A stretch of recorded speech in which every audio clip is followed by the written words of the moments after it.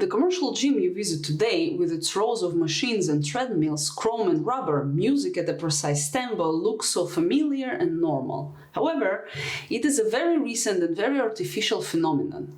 The modern fitness industry is a product of a century and a half of social change driven by industrial rhythms, mass media, design thinking, and commercial marketing.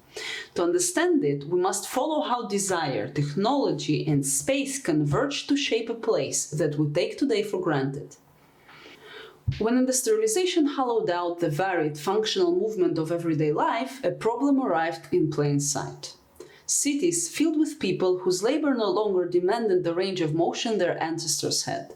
Machines reorganized time into shifts and tasks. The clock replaced embodied seasonal rhythms. That rupture created anxieties about vigor, strength, and national health. New institutions responded. Some promoted communal strength as a civic virtue. Others turned movement into a paid service. The first gyms were responses to a social need to reorder and recover bodies made uneven by modernization, and not the temples for vanity that they are today. The earliest commercial gym keepers were often performers and pedagogues. From the mid-19th century, Hippolyte Triat, public gymnasia in Brussels and Paris, to German Turnvereine training with a nationalist touch. We have Swedish and English system which produce their own pedagogies as well.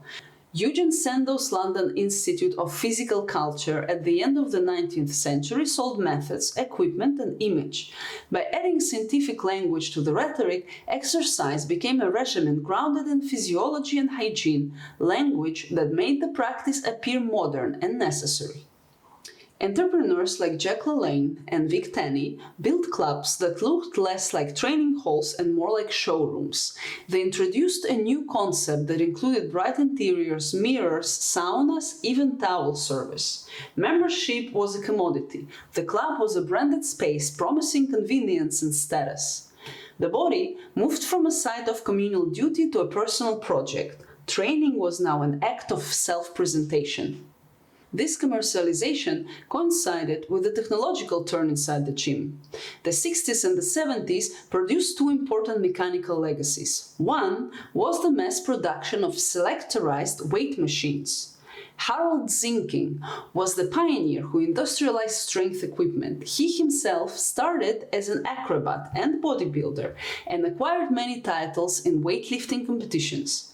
He understood a blueprint for building muscle successfully, which was using series of progressive resistance exercises. In his search to optimize training, he invented his first universal machine in the 60s, which quickly made him a multimillionaire. This equipment soon became the golden standard of multi-station gym apparatus across the US and soon the rest of the world. The other important figure was Arthur Jones, the inventor of the Nautilus machine in the early 70s. Jones framed himself as an engineer of human movement. His machines were the assembly of counts and pulleys designed to match the strength curve of a muscle. He introduced systematic rest intervals and brief but intense sessions. Everything was systematized and calculated. The old-school strongman treated training and performance as an artisan craft. Nautilus machines reframed strength training as a measurable, repeatable protocol. That framing reduced variability and increased predictability, which made exercise both easier to sell and easier to scale. The consequences of it, however, are the bodies that look a certain way but are not adapted well for their historical environment. The health clubs and gyms offered a whole experience, the full package. It could not only be about one aspect of it. Soon, the physical training became just another part of the equation, not the central pillar of the whole thing. Architecture and interior design followed the logic of scale and image. The modern gym floor settled into a very specific formula. Cardio machines by the front window, free weights at the back, racks of selectorized machines along aisles, a group classroom, and mirrors everywhere. Mirrors are not accidental decoration. Historically, they were adopted widely in the 20th century for three functional reasons: real-time visual feedback to correct form, an aid for instructors and clients to coordinate movement, and the cultural tool that lets exercises see themselves as a product. Mirrors turn training into a spectacle of the self. There is no way to not pay attention to them. You watch and adjust, you perform and compare. Their psychological work is a double-edged sword. While they definitely help technique, they also cultivate an image of the body as an object. Music and lighting are equally deliberate choices. Playlists set a tempo that synchronizes movement. Bright lighting flattens the space and enhances definitions. Sound is aimed at both distracting you and driving the pace of your exercise. The combined effect is architectural choreography. The space itself imposes rhythm and attention. The gym is arranged to keep you moving, but to move you through prescribed patterns with prescribed tempo in prescribed order. In this way, architecture becomes a driver of a material choice to guide what is practiced and for how long. Televised fitness instruction predated TVs being placed in gyms. LaLanne's show and other earlier televised exercise programs taught people to follow a body on the screen. It was a way to give people a sense of belonging. Those who cannot afford a personal coach had a figure of an instructor available to them in the comfort of their living room. The arrival of screens in gym spaces has a very different function. It came much later, but quickly became common as TVs and then cable proliferated. Starting in earnest by the 80s and accelerating through the 90s and 2000s, cardio machines were progressively fitted with screens. The earliest commercially notable moves toward integrated electronic and equipment appear in the late 60s with early life-cycle bikes, and by the 70s and 80s, machines began to offer rudimentary displays. By the 90s, televisions and personal screens on treadmills and bikes were an expected amenity. These screens reframed the experience. While plugged into a treadmill TV, the exercise's attention shifts outward to entertainment, news, or instruction, driving attention away from the body. That disconnection has a function. It increases adherence through distraction, turning discomfort into watchable time. Screens extend the gym's reach into a psyche. The body is exercised while mind is occupied elsewhere, creating further disconnect between the two. The social contexts that drove these inventions are not neutral. Nautilus scan machines and selectorized arrays spread because suburban consumers wanted efficiency and safety. Families wanted convenience and image. Corporations wanted products to sell. Insurers and schools wanted metrics. Machines that isolate muscles are easier to explain in brochures and manuals. They align with an industrial production ethic. Break the job into parts, control the process, measure the output. The gym became a production line for a particular kind of bodily aesthetic and capacity. Marketing refined the message. Where early physical culture tied strength to civic virtue, late 20th century advertising tied it to individual identity and social capital. Magazines, TV personalities, and later celebrity trainers sold bodies as lifestyles.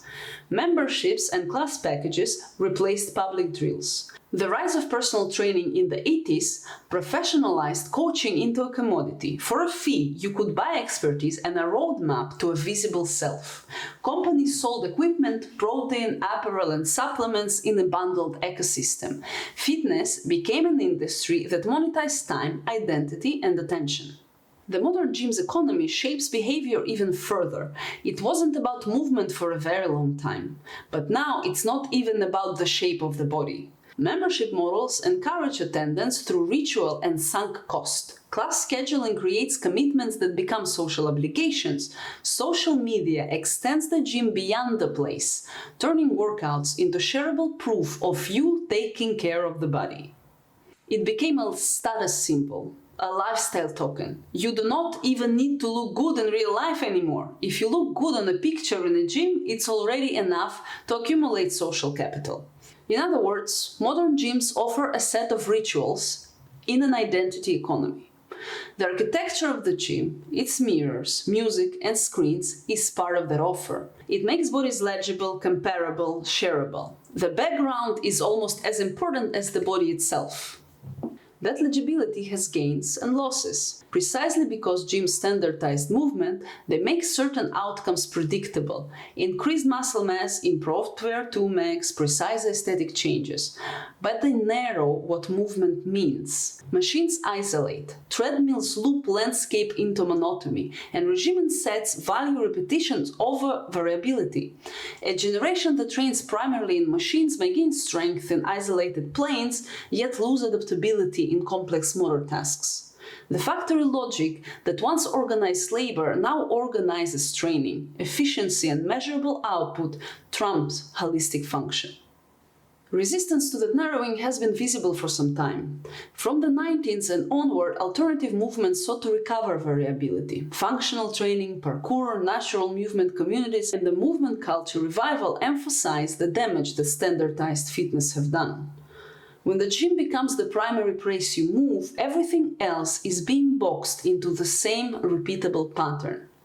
Your movement becomes undistinguishable of the person on the next machine. And it also shapes your personality. To reclaim a broader movement vocabulary, we need to go back and change the perspective. Exercise is not enough. Technological change continues to alter the anatomy of the gym.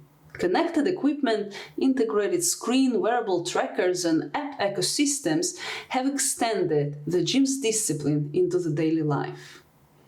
Data turns experience into metrics. Everything is now measurable. Heart rate zones, cadence, daily step goals, sleep scores, etc. This has democratized information, which was available only to the scientists before, but it also dehumanized us. Rarely aware of a device truly understands what the numbers mean, but these numbers now mean more to him than his proper sense of the body. The focus is on the surveillance. A body is increasingly legible and governable through numbers, but at a cost to capacity to listen to oneself. Here again, the gym's logic shows itself. What was once an occasional remedy for sedentary life has become a continuous project of optimization mediated by devices. If there is a moral to this recent history, it is practical, not prescriptive. Recognize the gym as a cultural artifact. Understand that mirrors, machines, and screens are not neutral equipment, they are technologies that are built to shape your attention, behavior, and image. See what the gym makes visible and what it hides. That recognition gives you a choice: to use the gym as a tool among many, or to let it define the limits of your body. The gym is a record of what we valued in a given moment. Control, scalability, spectacle, or community. It tells us how modern life reorganized movement and attention. To read that record is to know both the gift and the constraint embedded in this place.